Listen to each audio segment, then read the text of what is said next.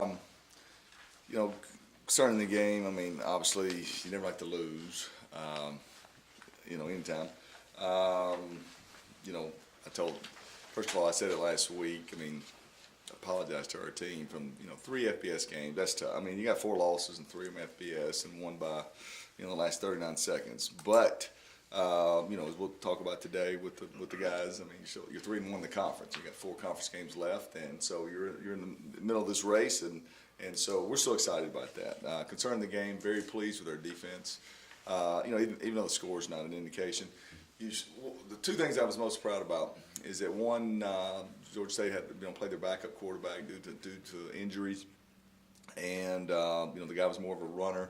After the first drive, and we held them the first drive, we were able to make some adjustments, kind of figure out what they were doing. Our staff did a great job, and our players did a great job. And it's 10-3 at halftime, and so you're still in the game, and I think it's 10-3 still with 5 minutes left to go or so in the third quarter.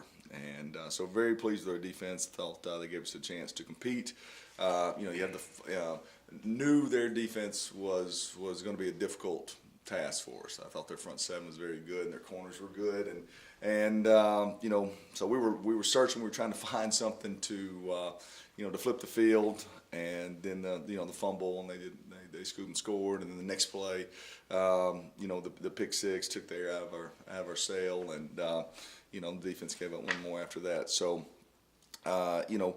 that's disappointing. It was a good trip. We got to go to the College Football Hall of Fame. I think the kids really enjoyed that, and it was kind of great to see, the type of fraternity that they're blessed to be a part of, and the historical things that have happened before they ever started playing football, and then what will be after they leave. So pretty neat to see the Martin, all the different schools, the helmets, and then on the board there when it comes up with the different pictures and the video of UT Martin. So that was kind of big time, and enjoyed that. So anyway, once again, I thought it was a waste of their defense, good effort.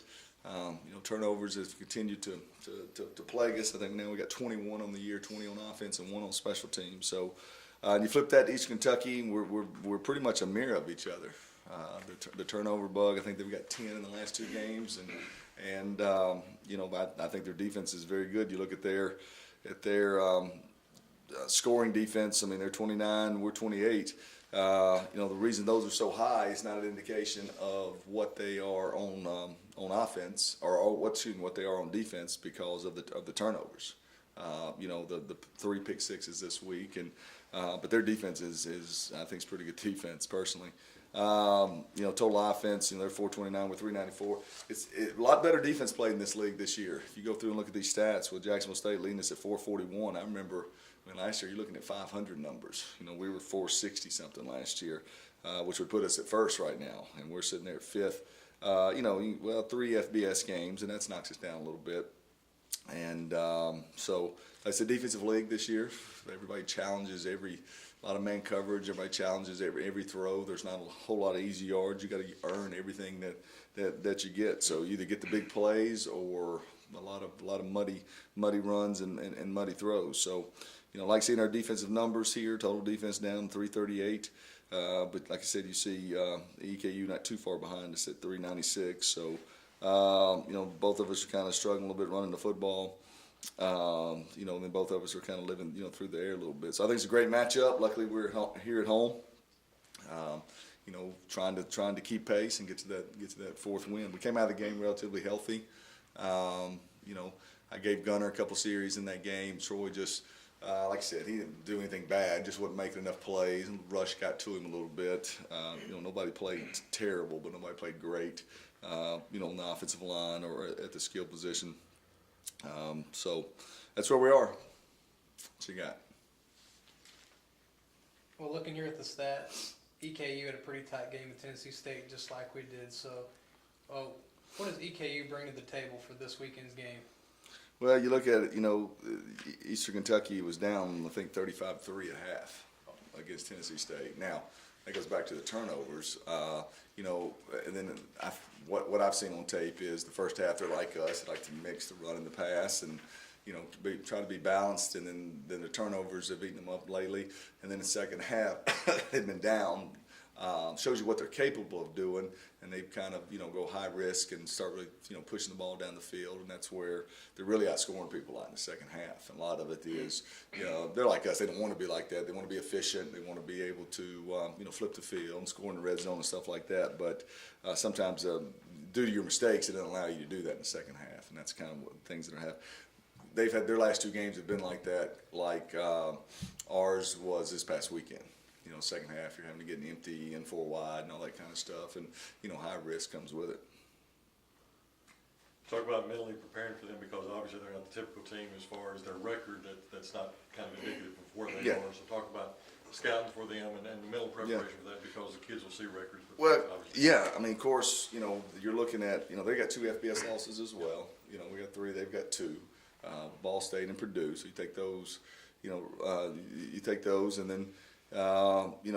Statistically, the Jacksonville State game, when you watch it, they really did a great job on defense. I mean, they contested every throw, played man coverage, and said, Jacksonville State, you load the box, you're going to throw it to score a lot of points. And I think on offense, well, they scored 3 points. Jacksonville State did on offense. Now, Jacksonville also has the lead 24-7, and they're kind of just running out the clock in the second half, trying not to make a mistake as they're up 24-7. But still, regardless, they didn't miss tackles. They tackled the back. They contained the quarterback, and so they got to feel pretty good about where they are defensively. I really see, some new faces in that defensive line, some junior college players, and so very impressed with the front 7. Got a couple of transfer corners that really show up on tape. So right now that jumps out, and then we all know what kind of numbers Coney can put up at the quarterback position. And I would assume he would go back this week. And then you put in there the 6'6" wide receiver that blocks field goals and goes up and catches touchdowns. So they're very potent on offense as well. So we just got to go back and continue to get a good effort out of our defense. It concerns me with how they can throw the ball and how they're able to. The quarterback can scramble. I mean, they've only given up 3 sacks this year.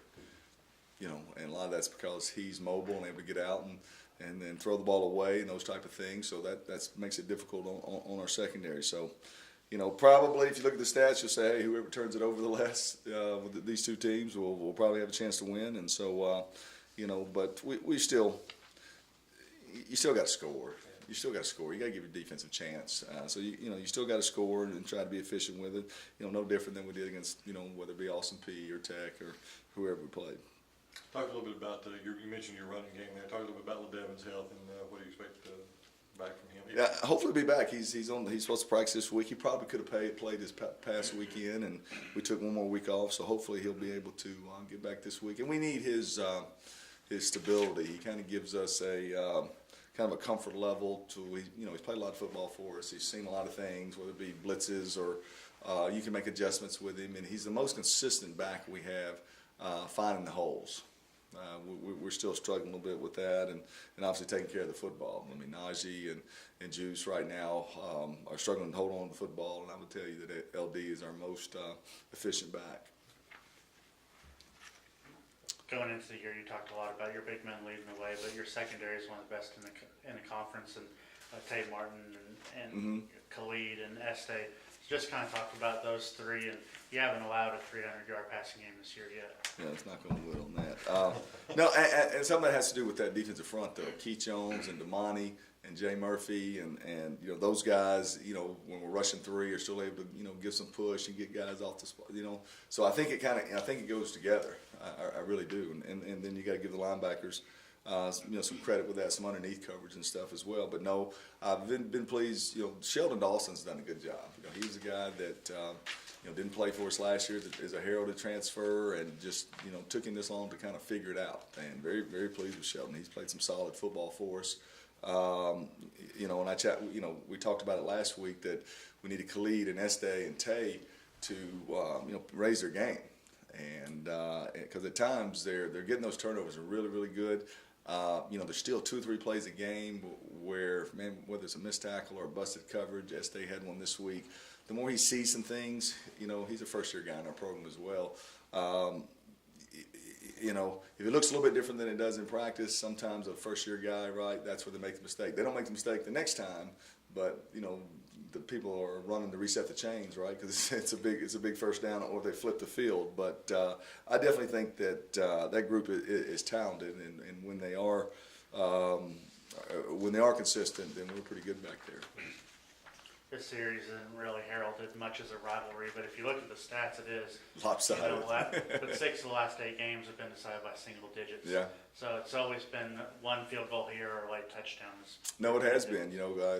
Going against Danny Hope and Dean Hood, and I guess we had won 3. What is that? What we've 2 of the last 3. Yeah. 2 of the last 3, but just 3 total, right? So obviously, UT Martin hadn't had a whole lot of success against Eastern Kentucky, over the history of these programs. But right now we need to win to keep pace, in the league, and so I'm glad to be back at home and in our stadium, and so it's a